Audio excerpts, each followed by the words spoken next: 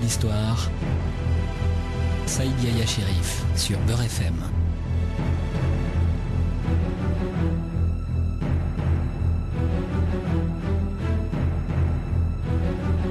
Au nom du principe de l'égalitarisme, on coupe les têtes qui dépassent, et au nom de la liberté, il a été sacrifié les meilleurs dirigeants. Voilà pourquoi la Berbérie ne fut jamais une grande nation en tant que telle, et ne fut conquérante qu'au nom de valeurs et religions étrangères à ses mœurs. La Berbérie aura donné les vainqueurs de Carthage au service de Rome. Elle aura donné un pharaon à l'Égypte, des empereurs à Rome, Saint-Augustin à la chrétienté, les Fatimides, les Almoravides et les Almohades à l'islam, Ibn Khaldoun à la sociologie. Mais revenons à Firmus. Il répandit l'or dans les camps romains pour inciter les soldats à la révolte et pour neutraliser les chefs de tribus auxiliaires. Les émissaires parcouraient les campagnes et rendaient visite aux tribus éloignées, leur expliquant la nécessité et l'urgence de s'unir et de combattre pour leur indépendance. Il leur citait l'exemple de Jugurtha qui lutta plus de 7 ans et celui de Juba qui combattit jusqu'à son dernier souffle. Cette activité de propagande fut couverte de succès. La ville de Césarée, Cherchel, se souleva et reçut Firmus en héros. On le couronna d'un diadème et bientôt la garnison de Tipaza ouvrit ses portes. Pour la première fois depuis Tacfarinas, les Berbères se soulevèrent contre l'ennemi romain. Qui ne connaît le burnous, cet avivé bien maghrébin tissé en laine crue, blanc, noir ou même rouge, pour distinguer les notables. Les Romains nous l'avaient emprunté pour en faire la toge et les Hilaliens fermèrent les 2 pans pour le transformer en Achavia.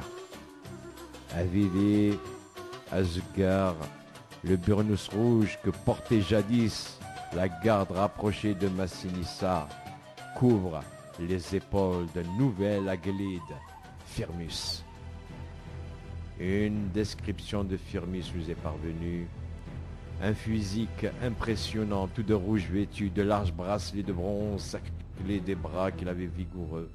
Son casque recrouvait une abondante chevelure noire. Il était d'une beauté sauvage qui illuminait des yeux flamboyants. À demain.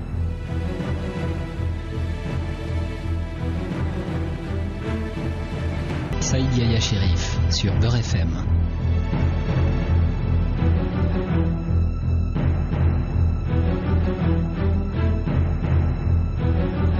Une description de Firmus nous est parvenue.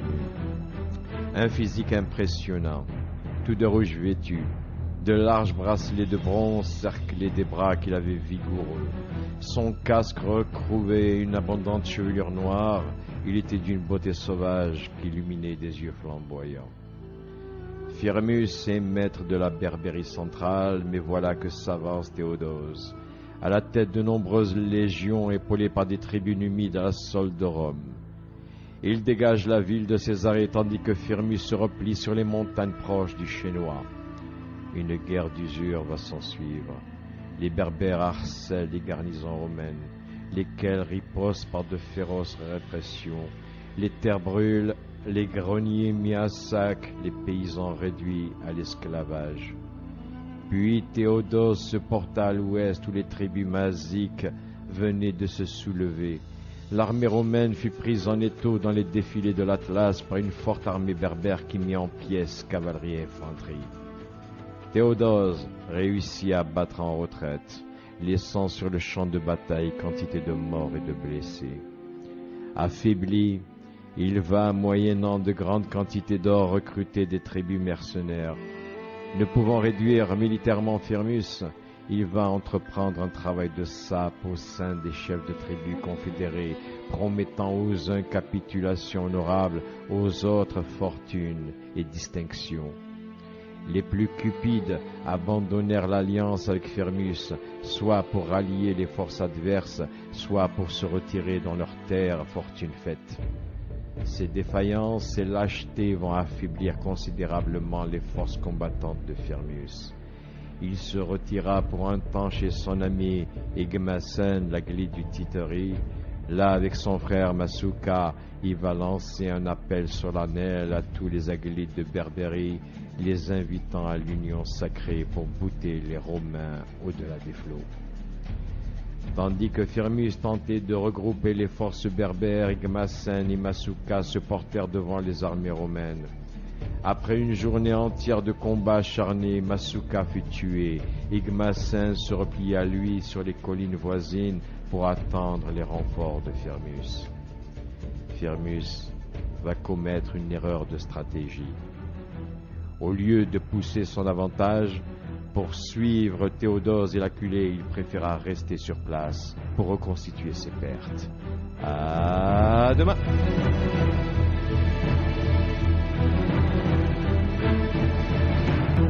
Je continue à vous raconter l'histoire de Firmus, le prince kabyle, mais ce mot kabyle, en ce IVe siècle, n'existait encore dans nul vocable, si ce n'est en arabe, dont la signification de qabaïl correspond à tribu.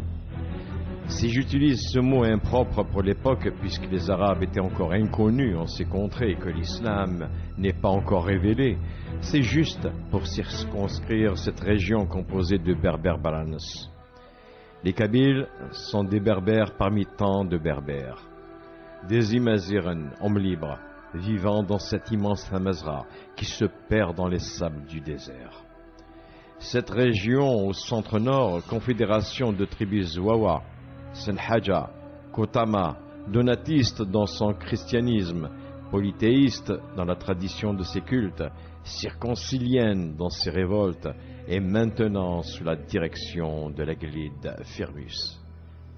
Massinissa et sa descendance étaient Shawi, Sifax et Bocchus étaient Shloh, Juba, Nobel et Firmus étaient Kabyles, et tous étaient berbères envers et contre Puniques et Romains envahisseurs. Berbères. Et il y a ceux qui disent, plus à tort qu'à raison, que ce mot vient de barbarius, qui signifie sauvage, non civilisé, mais surtout tout ce qui est étranger à Rome. Il y a aussi ceux qui disent, est-ce à tort, est-ce à raison, qu'on les avait appelés ainsi, car face aux envahisseurs, ils hurlaient « Varra, varra », c'est-à-dire « dehors, dehors, var, var ». Pourquoi pas? Mais gardons quand même le terme d'Amazir, celui qui est libre, souvent jusqu'à l'anarchie, celui qui ne se soumet pas, celui qui ne s'impose aucune contrainte politique. Retenons cela, alors que Firmus va connaître le sort du grand Jugurtha trahi par les siens.